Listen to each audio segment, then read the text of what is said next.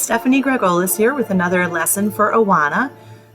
Miss seeing you guys, I really do. It's just not the same doing these videos and talking to my laptop instead of talking to you guys. So I want you to know that I really do miss you. I think about all of you, and I cannot wait until we can get back together again for awards night. So keep working on those books so you can get those awards, okay? Now, today I have a little lesson for you about disappointment. Maybe some of you have been feeling a little bit of that lately. And you know what's funny? Back when all this started, if you had asked my kids how they would like being home all day and lounging around, they probably would have said that it sounded like a dream. But here we are a month later, and it's a lot more disappointing than I thought.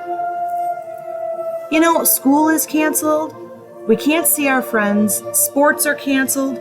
Graduations, birthday parties. We were supposed to have awards night last week. I bet there are some things you were looking forward to that were canceled, aren't there? Yeah. I think as a group, we should spend a few moments letting these disappointments out. So I say, I'm going to give each of you 5 seconds, and you can be angry, you can growl, you can yell, you can stomp your feet. If your mom and dad will let you, maybe you can even toss something soft like a stuffed animal. I'm going to yell into this lovely pillow here, okay? Because I do not want to frighten you all with my scary yelling face, okay? So I'm going to count down to 1, and then we are going to express our disappointment. Are you ready? 3, 2, 1. Do you feel a little bit better? Do you feel a little bit freer, able to let some of that disappointment go out there away from you?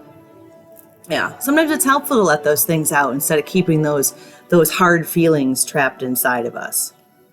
You know, it's good to just release it and to understand that it is okay that a lot of us are feeling disappointed or sad or angry or let down. Because you know what? Disappointments are a part of life. We don't like them, but it is. We've all had disappointments before. These ones just seem really, really big right now, don't they? Some of you were getting ready to go off to middle school. Your last little bit of time in elementary school, and now that's gone. Some of you lost your spring break trips or your favorite sport, you know, but you know what helps me? It helps me to remember that these things will come back. We'll have spring break again. We'll go back to school in August. One day we'll get to go back to the playground, the mall, a game, whatever it is that we love doing with other people. Our disappointments aren't going to last forever. And when we do get these things back, I think we're going to appreciate them even more.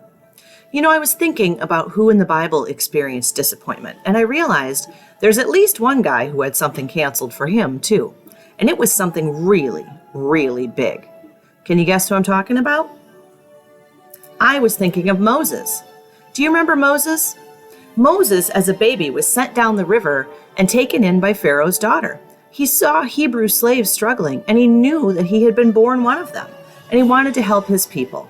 So Moses went to Pharaoh, and he said, "Let my people go." And Pharaoh kept saying no, which was disappointing to the people, really upsetting. And so God sent some plagues, frogs and locusts and other things, until finally Pharaoh said, "Okay, you can go." Imagine how happy the Hebrew people and Moses must have felt. Pharaoh was letting them go. It was hope, finally. And then you know what Pharaoh did? He changed his mind. After all the Hebrew slaves left, Pharaoh probably looked around and thought, "Wait, I just let all my workers leave." So Pharaoh rounded up his army and began to chase after Moses and the Hebrew people. Do you know how Moses' story ends?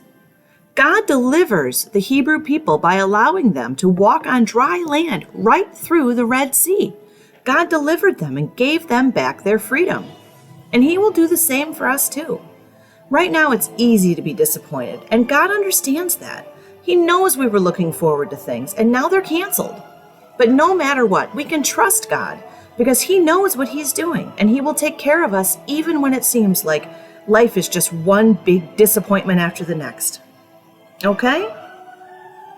So maybe next time, instead of yelling into a pillow or stomping your feet, when you're done with that, you could add praying and talking to God for a minute. Okay, so can we do that together now? Can we fold our hands? All right, God, thank you for knowing our hearts and knowing when we're disappointed. Please help us trust in you during this time.